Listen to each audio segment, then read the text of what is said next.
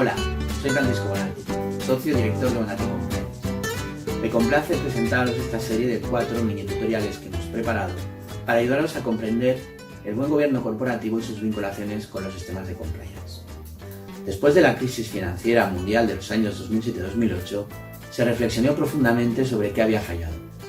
Una de las conclusiones a la que llegaron tanto los organismos internacionales como los comités de expertos nacionales que analizaron la crisis es que hubo unos déficits importantes en los sistemas de gobernanza de las organizaciones. Fruto de ello, se reforzaron tanto los estándares de soft law como las legislaciones internas. Comprender cuáles son las bases actuales del buen gobierno corporativo ayuda a crear sistemas de compliance con liderazgos sólidos y consistentes. El top from the top es el principio fundamental de los programas de compliance. Sin un órgano de gobierno, una dirección altamente comprometido con el compliance, este nunca va a ser eficaz. Pero también es cierto que sin un compliance eficaz, el buen gobierno de las organizaciones es altamente improbable. Esperamos que esta serie os guste. Compliance y buen gobierno corporativo. Tutorial 2 de una serie de 4. Como hacemos en cada uno de estos tutoriales, comenzamos recordando qué entendemos por buen gobierno corporativo. Es un término que hace referencia a una forma de gestionar las organizaciones proyectada al cumplimiento de una serie de principios que tienen como finalidad la transparencia y el alineamiento de los intereses de propietarios, administradores y el entorno en que se desenvuelve la organización. A pesar de que no existe una definición unívoca de buen gobierno corporativo, encontramos una aproximación bastante fiel en los materiales CESCOM que publica la Asociación Española de Compliance para su proceso de certificación profesional, donde se indica que el buen gobierno corporativo es un conjunto de normas y principios que rigen el adecuado y equilibrado funcionamiento de los órganos de gobierno de una sociedad, asegurando su organización eficaz, transparente y justa, a fin de salvaguardar el interés social y con el objetivo de maximizar el valor de la empresa a medio y largo plazo. En esta serie de 4 tutoriales vamos a tratar los siguientes temas esenciales. En el primero de la serie hablamos sobre el concepto de buen gobierno corporativo. En este que estáis viendo ahora, trataremos sobre el origen y los antecedentes a la actual visión del buen gobierno corporativo. En el tercero, analizamos la importancia que tiene actualmente un buen gobierno corporativo en la gestión de las organizaciones. Y por último, analizaremos el marco normativo que en materia de buen gobierno corporativo ha establecido la Ley 31/2014 de reforma de la Ley de Sociedades de Capital. Comenzamos con el tutorial sobre el origen y antecedentes del buen gobierno corporativo. El estudio del buen gobierno corporativo surge en los años 70 fundamentalmente en Estados Unidos y Reino Unido. Se introduce como un análisis de las relaciones que hay entre la propiedad y la administración de las sociedades. Que ocurra en los años 70 no es gratuito, es consecuencia del impacto que tiene en ese momento sobre la gestión de las organizaciones, el crecimiento de las mismas y su vocación multinacional. El fenómeno de la deslocalización o salida de los territorios naturales de las organizaciones hace que vaya adquiriendo cada vez más importancia el buen gobierno corporativo de las mismas, hasta el punto de que en los años 90 se identifican ya con claridad unos problemas graves en la gestión de las mismas, fundamentalmente en Reino Unido, donde se identifican una serie de cuestiones que inciden en la mala gestión de las mismas. En primer lugar, se identificó la necesidad de que las comisiones de auditoría fueran obligatorias, dado que el hecho de que no fuera así causaba problemas en cuanto a la transparencia de la información. Esos defectos de transparencia en la información y esa escasa regulación de vinculante eran en sí mismo un problema. Por último, se identificaba también la necesidad de establecer comisiones de control de las remuneraciones de consejeros y de la actuación del Consejo que dieran mayor confianza a los propietarios y accionistas de dichas organizaciones en cuanto a la gestión de los órganos de administración.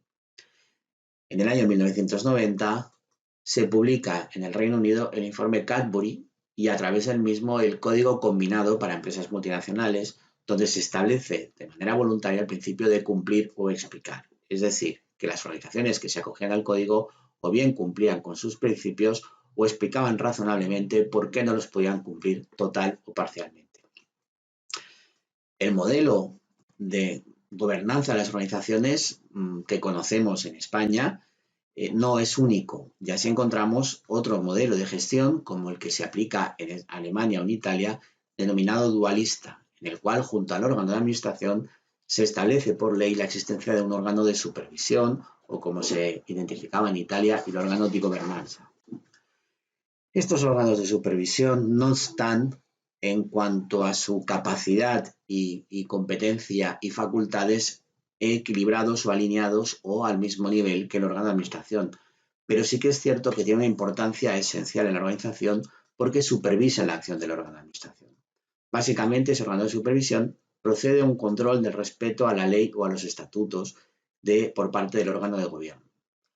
Cuenta habitualmente con miembros de los trabajadores de la empresa, de los empleados de la organización, y no puede integrar en su seno miembros del órgano de administración. Estas características que son comunes a los sistemas dualistas establecen una especie de reequilibrio en la gestión de las organizaciones, que es un modelo distinto del que tenemos en los sistemas más continentales, como puede ser el español o el francés.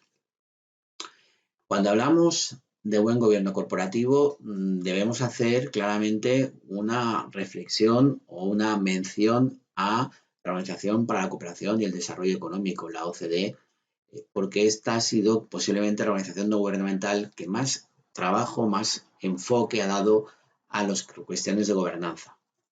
La OCDE fue fundada en el año 1960 y entre sus finalidades ya encontramos que se establecía como objetivo la sana expansión económica tanto de los Estados miembros como de los no miembros en vías de desarrollo.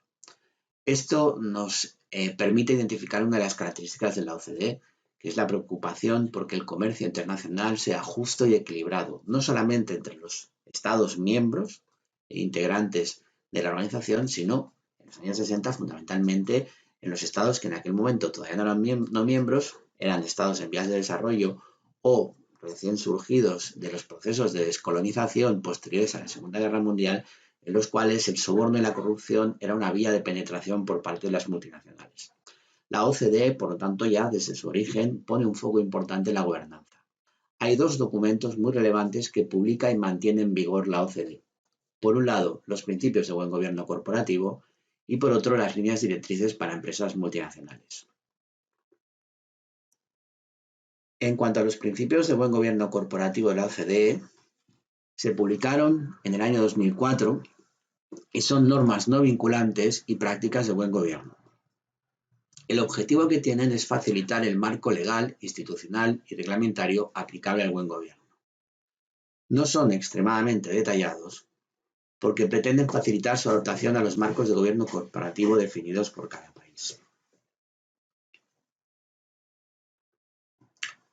Los principios de buen gobierno corporativo fueron revisados en el año 2008 como consecuencia de la crisis mundial, para desarrollar recomendaciones en 5 ámbitos fundamentales: en la política de remuneraciones de los órganos de gobierno, en la gestión del riesgo de las organizaciones, en la supervisión de las prácticas del Consejo, en el ejercicio de los derechos por parte de los accionistas y en las mejoras en la aplicación de las recomendaciones. Como veremos en el tercero de los tutoriales de esta serie, el plan de acción del año 2008 fue consecuencia de una profunda reflexión sobre el origen de la crisis mundial que se había desencadenado un año antes con la quiebra de Lehman Brothers. En cuanto a las líneas directrices de la OCDE, cuya última versión es del año 2011, es otro de los grandes documentos fundamentadores de las líneas del buen gobierno corporativo en la mayoría de los países del ámbito occidental. Su origen lo tiene en el año 1976 con la Declaration of International Investment and Multinational Enterprises, en cuyo anexo se establecieron estas guías directrices para empresas multinacionales.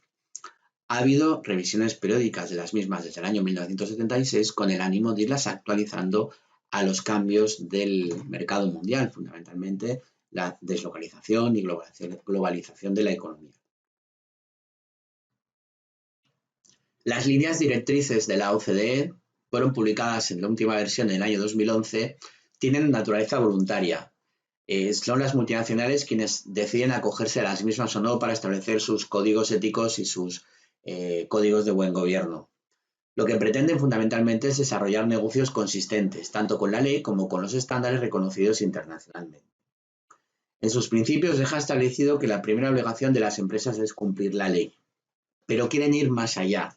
Quieren establecer unos alineamientos comunes en una serie de objetivos que están al alcance de todas las multinacionales y que de alguna manera conforman un código de conducta global. Eso lo vemos claramente en su parte 1, cuando desarrollan una serie de capítulos cuáles son los objetivos fundamentales de estas líneas directrices. Vemos como en el capítulo 4 se tocan el respeto desde las multinacionales de los derechos humanos. En el capítulo 5 se habla de empleo y relaciones industriales. El capítulo 6 trata sobre objetivos relativos al medio ambiente. El capítulo 7 trata los temas relacionados con el soborno y la extensión. El capítulo 8 habla sobre los intereses de los consumidores. El capítulo 9 sobre la protección de la ciencia y el desarrollo de la tecnología. El capítulo 10 sobre el respeto a los principios de la competencia y el capítulo 11 sobre la tributación de estas multinacionales en el ámbito nacional e internacional. Como vemos, muchos de los capítulos que contemplan aspectos fundamentales de las líneas directrices de la OCDE están vinculados a muchos de los objetivos que acostumbran a tener los programas de compliance, o incluso podemos establecer una relación bastante precisa entre estos capítulos y muchos de los artículos que están contemplados en el catálogo de delitos que se aplican a las personas jurídicas conforme al régimen establecido en el artículo 31 bis del Código Penal. En España, la primera gran formulación que encontramos respecto a los principios de buen gobierno corporativo está en el Código Livencia del año 1998. El código fue objeto de revisión a través del informe Aldama del año 2002. La obsolescencia del mismo respecto al cambio de los tiempos llevó a aprobar en el año 2006 el Código Unificado de Buen Gobierno, que como vemos se publicó muy poco antes de la explosión de la crisis mundial del año 2007, que se llevó por delante muchas de las cuestiones que en aquel momento se estaban planteando. De modo que, como consecuencia de esa crisis, se hizo una profunda revisión de los principios de buen gobierno en las organizaciones que llevó, por un lado, a la reforma de la Ley de Sociedades de Capital con la Ley 31/2014, donde una parte fundamental de los principios de buen gobierno se integra dentro del derecho positivo, y por otro lado, en el año 2015, a la aprobación del Código de Buen Gobierno de Sociedades Cotizadas actualmente en vigor, que en fechas muy recientes, enero del 2020, la Comisión Nacional del Mercado de Valores sometió a información pública para hacer una revisión y actualización de algunos de sus principios. Queremos aprovechar para presentarte nuestra firma y los servicios que prestamos. Bonatti Compliance surge en el año 2014 como resultado del proceso de expansión a nivel nacional de Bonatti Penal & Compliance, un despacho ubicado en Barcelona especializado en Derecho Penal Corporativo, prevención de blanqueo de capitales y compliance penal. Desde su nacimiento, Bonatti Compliance ha apostado por las tecnologías de la información y la comunicación, de modo que hoy en día no se nos puede considerar una red de despachos, sino que somos un único despacho que ofrece un servicio altamente especializado y de gran proximidad en todo el territorio nacional. A través del uso frecuente de las videoconferencias y la intranet corporativa como eje de nuestros procesos operativos, nos podemos centrar en 3 cuestiones que consideramos fundamentales para un buen servicio: la atención al cliente, la mejora continua de estos servicios y la capacitación permanente del equipo. En Bonatti Compliance queremos ser próximos y a la vez flexibles. Dotamos a cada proyecto del equipo de profesionales más adecuado atendiendo al tamaño y las necesidades de nuestro cliente. Gracias a nuestro método, damos servicio a un amplio rango de organizaciones, desde pyme hasta grandes empresas. Siempre que confeccionamos un presupuesto, tenemos en cuenta 5 cuestiones claves. La primera, ser capaces de recoger del cliente cuanta información resulta imprescindible para estudiar correctamente la petición que nos ha realizado. Hacemos un análisis detallado de esa información, incorporando también de otras fuentes externas.